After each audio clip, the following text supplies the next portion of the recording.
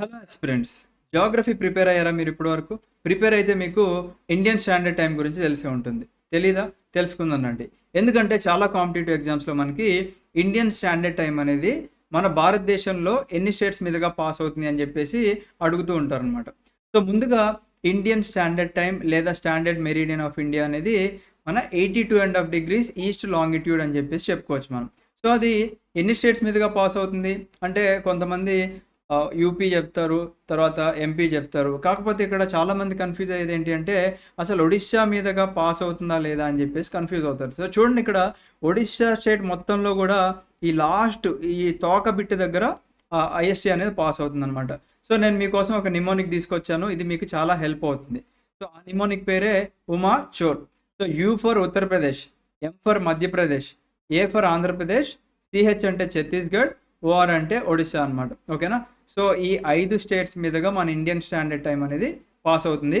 And ఈ Indian standard time అనేది UTC లేదా గ్రీన్‌విచ్ మీన్ టైమ్‌కి ఒక పాజిటివ్ అంటే +5½ అవర్స్ అహెడ్‌లో ఉంటదనమాట. సో, మరి యూటీసీ లేదా గ్రీన్‌విచ్ మీన్ టైమ్ ఏంటో ఒకసారి చూద్దాం. సో, ముందుగా మన ఎర్త్‌లో కొన్ని ఇమాజినరీ లైన్స్ అనేది మనం డ్రా చేసుకున్నామండి. ఆ ఇమాజినరీ లాంగిట్యూడ్స్‌కి మనం ఒక మిడ్ పాయింట్ అనేది పెట్టుకోవాలి. సో దట్ ఆ మిడ్ పాయింట్ నుంచి ముందుగా ఉన్న టైమ్స్ అన్నీ కూడా పాజిటివ్ ఉంటాయి. వెనకాల ఉన్నవి కూడా నెగెటివ్ ఉంటాయి. సో, అలాగ వీళ్ళు డిసైడ్ చేసింది ఏంటి అంటే గ్రీన్‌విచ్ అనే ప్రాంతంలో అంటే లండన్‌లో గ్రీన్‌విచ్ ఉంది. ఆ గ్రీన్‌విచ్‌లో ఒక ల్యాబొరేటరీ ఉంది. ఆ ల్యాబొరేటరీ మీదుగా వీళ్ళు ఒక ఇమాజినరీ లైన్ డ్రా చేసుకున్నారు కాబట్టి గ్రీన్‌విచ్ మీన్ టైమ్ అని చెప్పేసి చెప్పుకునేవాళ్ళు 1972 కన్నా ముందు వరకు.